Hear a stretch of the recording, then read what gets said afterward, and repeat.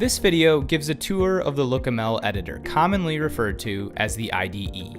This is part 2 of 2, showing how the editor can help guide you as you write LookML, as well as covering the different features in the right pane. Starting in the center of the screen, the editor can help guide you as you write LookML.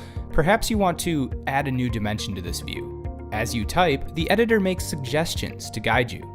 And if you make an error, for example, if you forget to add something, the editor marks the line. If you hover over the red circled X, the editor displays additional information about the error. And if you click the X, you can see even more info in the Quick Help in the right pane. If you don't see the Quick Help, click the eye icon in the upper right. The Quick Help panel is context sensitive, and it dynamically updates based on the position of your cursor. The Quick Help panel provides definitions of LookML parameters, shows all possible subparameters or a list of allowed values, and links to Looker's documentation for additional info.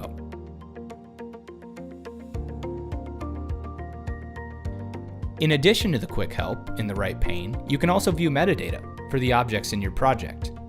You can use metadata to better understand many aspects of your project, such as where views are used in explorers and joins, how views and explorers are extended, and how views and explorers are refined.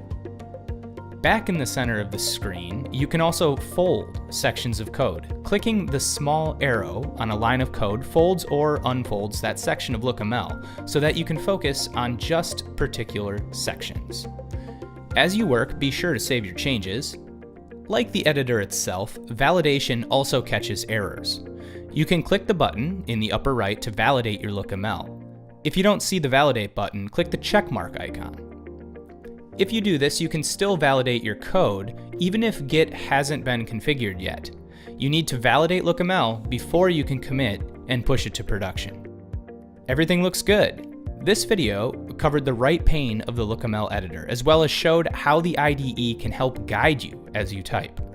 You're now ready to start writing your own LookML. Thanks for watching.